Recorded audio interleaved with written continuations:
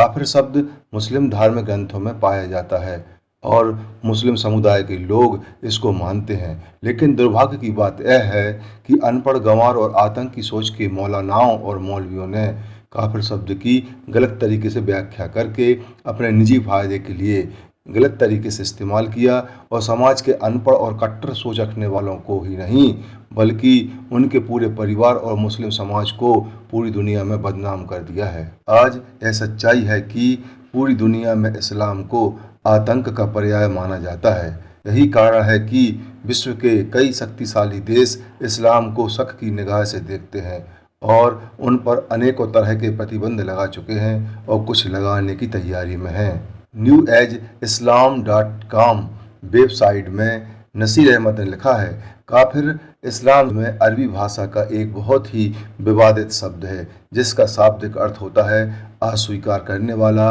रद्द करने वाला, छिपाने, ढांपने और विकृत करने वाला।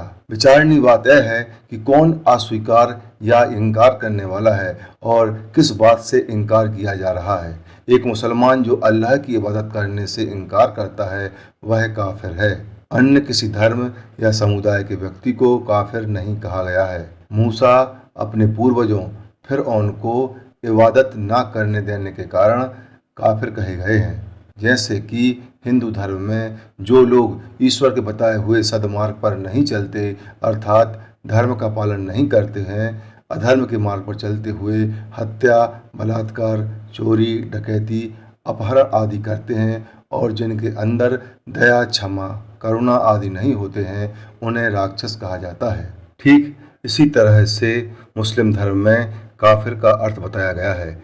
यह बात बहुत अच्छी तरह से समझने की है कि सबसे पहले काफिर कौन था। उत्तर है कि सबसे पहला काफिर शैतान था। दूसरी बात यह है कि शैतान किस कारण से काफिर था। एक बात और जान लीजिए, जैसे हिंदू धर्म में राक्षस होते हैं उसी तरह से मुस्लिम धर्म में शैतान ने आदि अनादि जो सब पर दया और रहम करने वाला है उसको सजदा करने के अल्लाह के आदेश को नहीं माना और वह अल्लाह के हुक्म को ना मानने वाला काफिर कहलाया। अर्थात जिस मुसलमान ने नेक राह पर चलने वाले अल्लाह के आदेश या शिक्षाओं को पालन नहीं किया वह काफिर है। आयत नंबर 234 में कहा गया है, और उस वक्त को याद करो जब हमने फरिश्तों से कहा कि आदम अर्थात शक्ति को जो आदिकाल से दया और रहम करने वाला है उसे सजदा करो अर्थात उसके लिए सिर झुकाओ,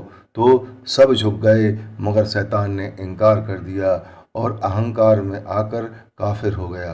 केवल यही नहीं बल्कि उस शैतान ने आदम और उसकी औलाद से क़यामत तक दुश्मनी निभाने और उन्हें अल्लाह के रास्ते पर चलने से रोकने का वादा किया। इसलिए अपने घमंड, ईर्ष्या, नफरत और दूसरे बुरे लक्षणों से अपनी प्राकृतिक अच्छाइयों, तार्किक सोच और बौद्धिक सलाहियतों को छिपा लेते हैं। शैतान इस तरह की अवधारणा बना लेते हैं कि वह अच्छा कहे तो अच्छा और जो बुरा कहे तो बुरा। जो खुदा के बताए रास्ते पर चलते हैं उन्हें ऐसा करने से रोकना या रुकावट पैदा करना कुफ्र है। जो मुसलमान अपनी निजी जिंदगी में अल्लाह को नहीं मानते वे काफिर नहीं हैं, ना ही अपनी जाती जिंदगी में गुनहगार हैं, बल्कि वह अच्छे ईमान वालों के सक्रिय दुश्मन, उन पर जुल्म और सितम करने वाले और शैतान की तरह खुदा के दुश्मन हैं। इस प्रकार से देखा जाए तो इस्लाम में काफिर उन्हें कहा गया है जो मुसलमान अल्लाह की ओर रहमत के शुक्रगुजार नहीं हैं। काफिर वे हैं जो मुस्लिम समुदाय के लोग